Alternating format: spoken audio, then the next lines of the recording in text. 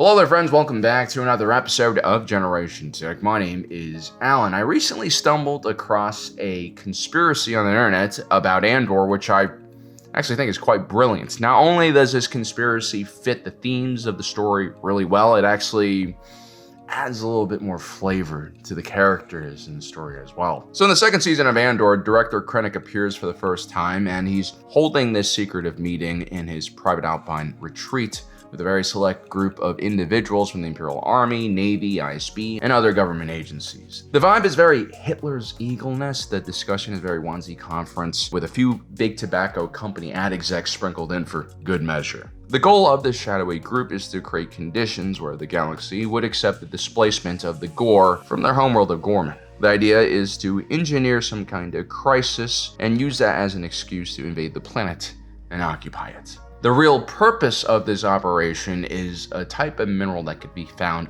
only on the planet of Gorman, deep below the surface, substance known as Kalkite. And after reading about this conspiracy theory, I actually believe that everything in this project, including the need for Kalkite, is complete nonsense. You see, director Orson is in charge of the Imperial Military Department of Advanced Weapons Research. This was a pretty crazy organization. For instance, they're responsible for the creation of Project Blackwing. They attempt to make living beings immortal. The reality was it turned people into zombies that were all connected by this hive mind of some sort. Very terrifying disease as far as zombie viruses go. Basically, the Imperial Military Advanced Weapons Research is just your typical evil scientific organization with an unlimited budget to pursue all sorts of, AI or biotech powered super weapons. Never a good idea. It is therefore very dangerous to be involved in any way with one of these projects. Not only are the individual experiments dangerous, right? You're creating weapons. There's also the political fallout that could happen from creating one of these weapons. Director Krennic's crown jewel, the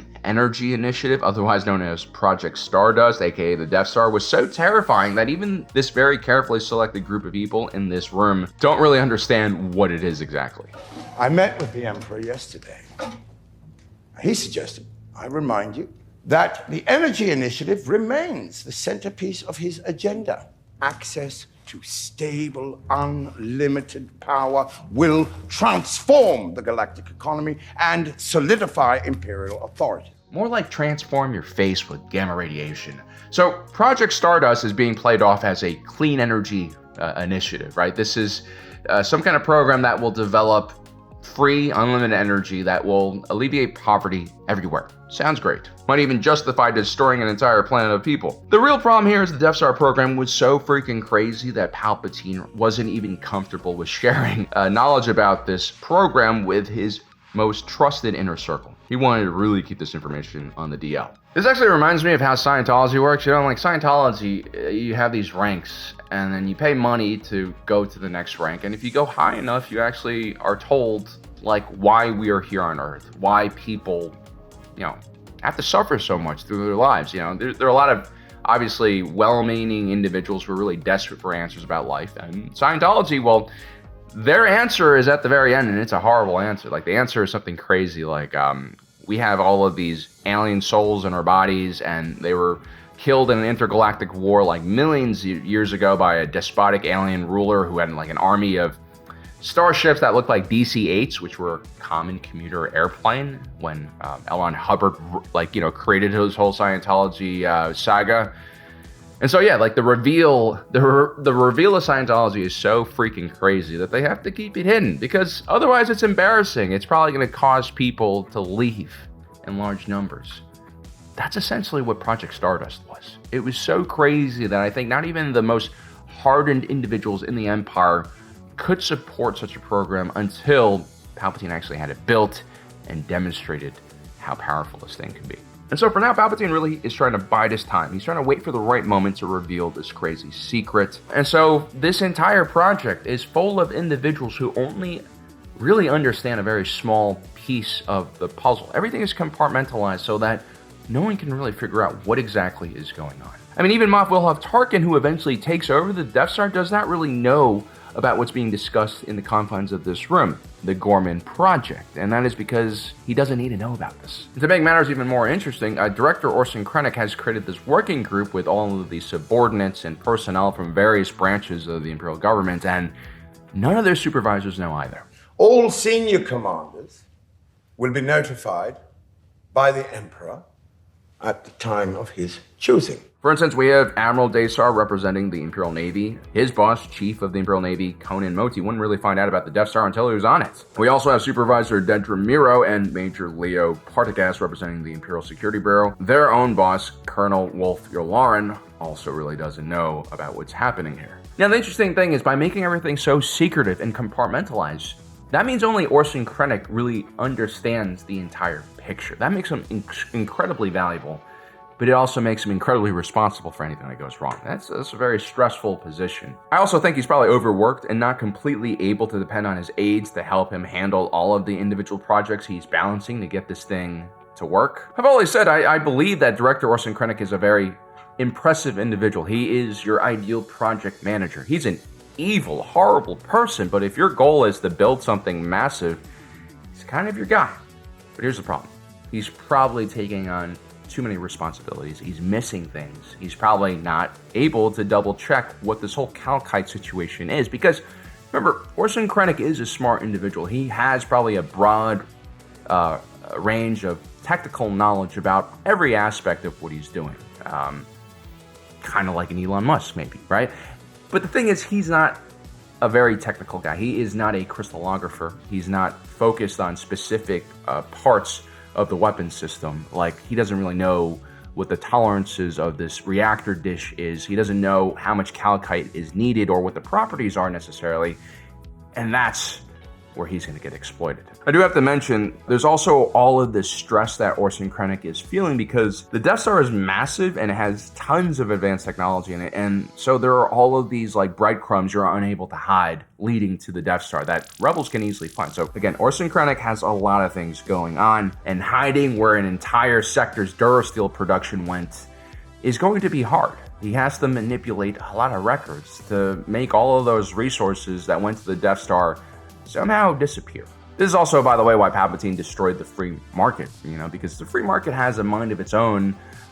He wanted centrally controlled command economy, where basically all the resources flowed through his organizations, his factories, and he could decide what to do with them, including controlling the statistics and numbers. Now, this type of secrecy where only the leaders really understand the true intentions and goals of a project has its own drawbacks. The more eyes and minds you have helping you, the more likely you are to catch any mistakes you make, like, I don't know, misunderstanding what Kalkite is. So yeah, as you can tell, this whole conspiracy theory about the Kalkite is that Kalkite's not actually necessary.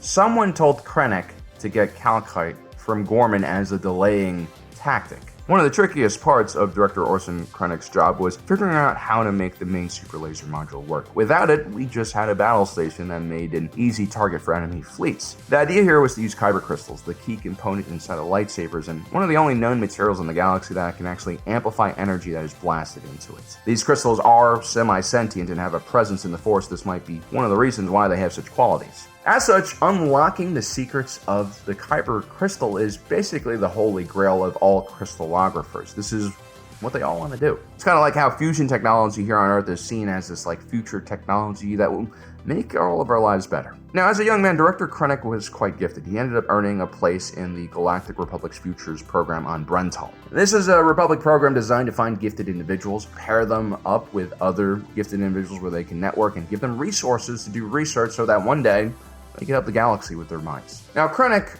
was accepted for his excellence in architecture, but his real skill was really understanding how to manipulate the far more brilliant members of the group who might or might not have fully developed their social skills. Now, during his time here, he would make a lot of connections with individuals who would one day lead their scientific fields, and a lot of these people he would draw on when he was building the Death Star. This includes a young Galen Erso, who would become the galaxy's leading crystallographer. Orson Krennic developed I believe, pretty genuine friendship with Galen early on in both of their academic careers. After the program, the two would keep in touch. Orson Krennic would join the Strategic Advisory Cell created by Palpatine during the Clone Wars, and Galen Erso would go into research. Now, Galen, being a leading expert in crystals, was really determined to get his hands on some kyber crystals. Unfortunately, due to the Jedi's view on the Force, they viewed any kind of experimentation on the kyber crystals as sacrilege, and with the Republic's blessings, wielded a tight control over all kyber crystal pockets in the galaxy. But after Order 66, things were about to change. Now, when Krennic was placed in charge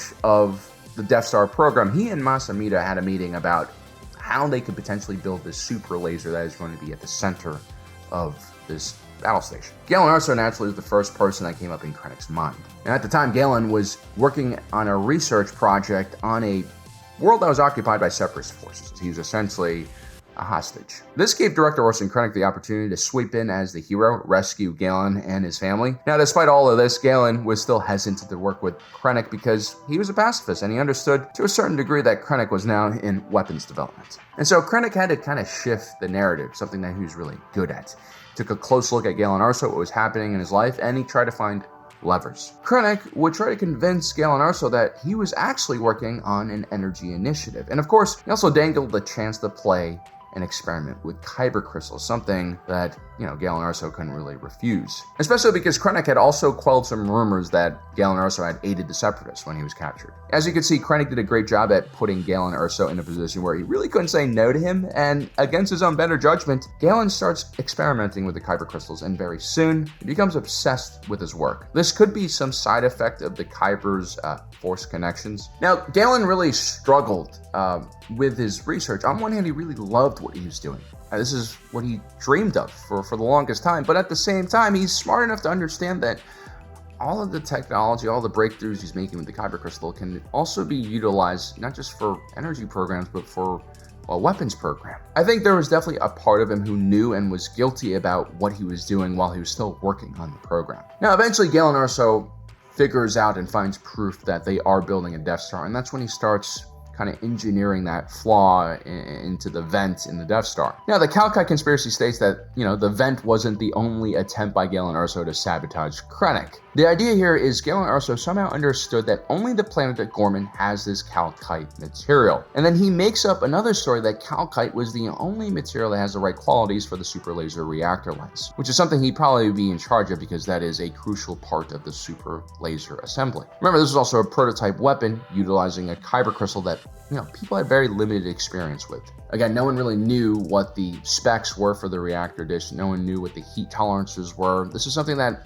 Galen Erso could have easily kept for himself. Again, the compartmentalization of information allows Galen to be the expert on this matter and have very few individuals in a position to challenge him. Krennic purposely kept Galen's fellow scientists away from him because they could potentially give him enough information about what they were doing for him to piece together the entire project, which he does anyway. Little does Krennic realize, Galen can play the same games that he's playing, and that is basically what happens. Galen believes that there's no way that director Krennic would try to mine Kalkite on an important world like Gorman because there are actually living people there, and so this creates a dilemma that will delay the project. I guess even at the very end, Galen never truly understood just what a monster Orson Krennic was. I personally really like the idea of the whole Kalkite thing being a conspiracy because it further increases the futility of the Gorman massacre of the wider, stupid galactic civil war. You have all these people killing each other. You have the Empire creating elaborate ruses and false flag attacks. You have Cyril, whose entire life leads to this moment, and it's all just for nothing. It's nonsense. It's another well-meaning, well-intentioned act by a man who unfortunately has a massive amount of blood on his hands, and no matter what he does, he ends up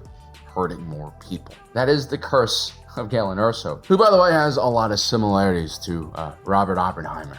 Now, well, guys, I hope you enjoyed today's video. Don't forget to subscribe and hit that notification button down below so you don't miss out on the rest of our awesome content. As usual, my name is Alan, reminding you that my allegiance is to the Republic, to democracy. I'll see you next time.